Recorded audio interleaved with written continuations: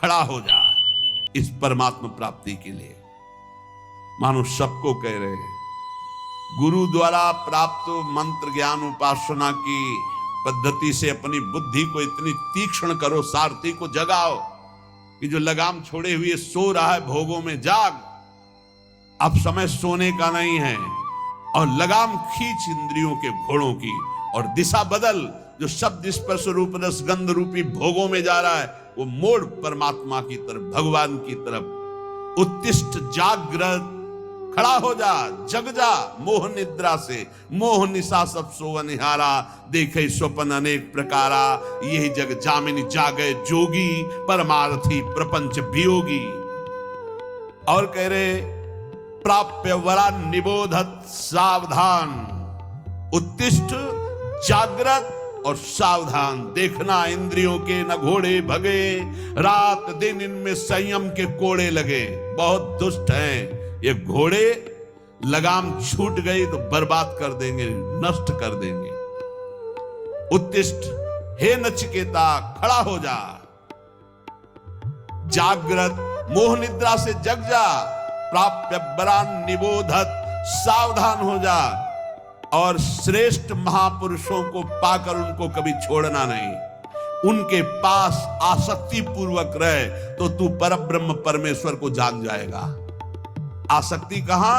श्रेष्ठ महापुरुषों की। छुरस्य धारा निशिता दुरत्यया, क्योंकि ये मार्ग छुरे की धार पर चलना है।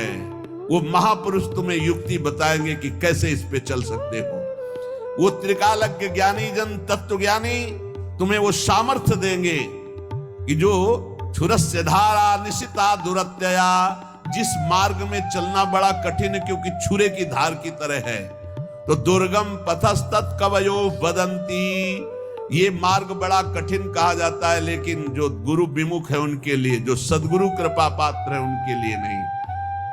सेवक श्री हरिवंश के जग भ्राजत गुण गाय, निस्दिन सी हरिवंश हित हरस चरण चितलाय। हरस चरण चितलाय जपत हरिवंश गिराजस, मन शिवत चितलाय जपत हरिवंश नाम जस। श्री हरिवंश प्रताप नाम नौका, निज खेवक भव सागर सुख तरत निकट। हरिवंश जो सेवक, सेवक जी महाराज गर्जना करते हुए कहते, जो रात दिन नाम बाणी में लगे हैं, गुरु चरणों के आसक्त है, सुख पूर्वक भव सागर से तर जाते, उन्हें कोई दुस्तर नहीं है। यहां भी कह रहे श्रेष्ठ महापुरुषों को पाकर आसक्ति पूर्वक उनके संग का त्याग मत करना, उनका सेवन करो तो तुम भव समुद्र से पार हो जाओगे। अग्निर यथैको भुवनम प्रविष्टो, रूपम रूपम प्रतिरूपो बभूव। एकस्तथा सर्वभूतांतरात्मा, रूपम रूपम प्रतिरूपो बहिश्च। हे नचिकेता, जैसे अग्नि का कोई स्वरूप नहीं है, टेढ़ी लकड़ी तो टेढ़ी अग्नि प्रकाशित दिखाई दे रही है, सीधी तो सीधी, कम तो कम, ज्वाला तो ज्वाला, ऐसे ही परमात्मा अग्नि की तरह सर्वत्र व्याप्त है, पर करणों के प्रभाव से उसका प्रभाव अलग दिखाई दे रहा है। कोई दुष्ट स्वभाव का तो दुष्ट दिखाई दे रहा है, कोई साधु स्वभाव का तो साधु दिखाई दे रहा है, कोई मंद स्वभाव का तो मंद बुद्धि, कोई तीक्ष्ण बुद्धि। लेकिन वो परमात्मा न मंद बुद्धि, न तीक्ष्ण बुद्धि, न साधु न असाधु। वो एक पावर है, वो एक चैतन्य है। जैसे बिजली, हीटर में गर्म, फ्रिज में ठंडा, अलग अलग करणों के कारण उसका प्रभाव दिखाई दे, लेकिन बिजली कैसी? वो तो एक पावर है, एक चैतन्य घन शक्ति है। करणों के प्रभाव से अलग अलग प्रभाव दिखाई दे रहा है। तो जो ज्ञानी है वो उस तत्व को देखता है, वो इन करणों को नहीं देखता बाहरी। ये बाहरी माया का मिथ्या है, सत्य वस्तु परमात्मा तत्व है। उस सत्य वस्तु को प्राप्त करके मुक्त हो जाता है।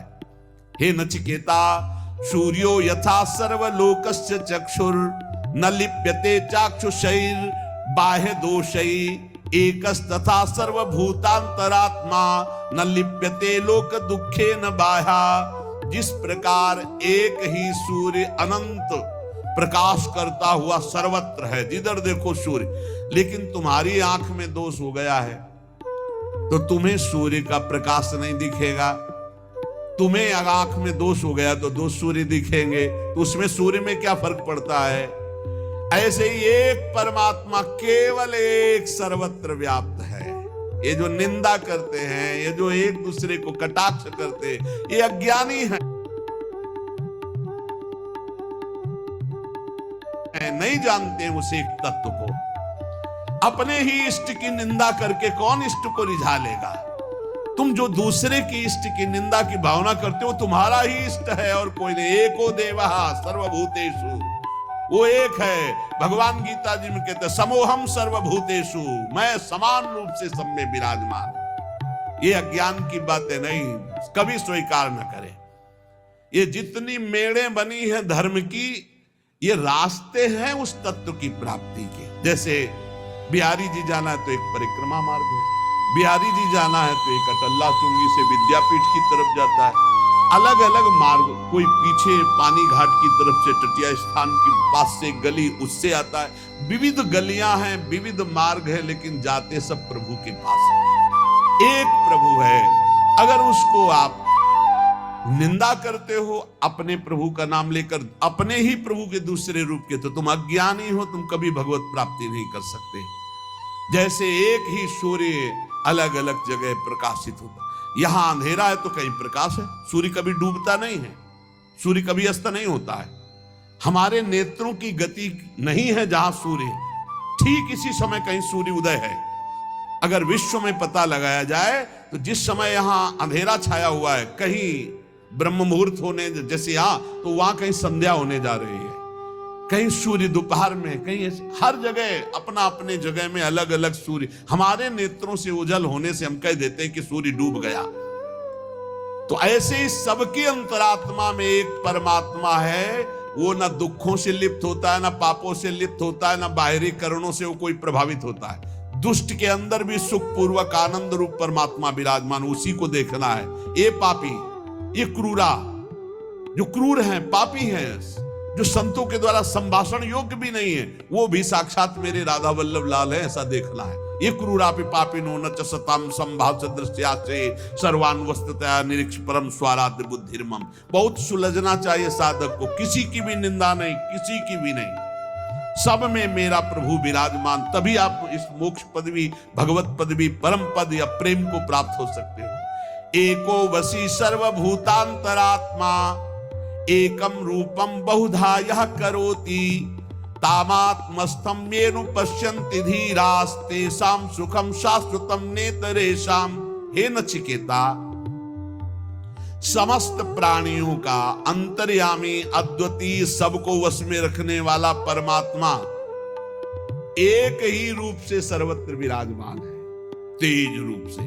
अब उसको जाकी रही भावना जैसी, प्रभु मूर्ति देखी तिन तैसी।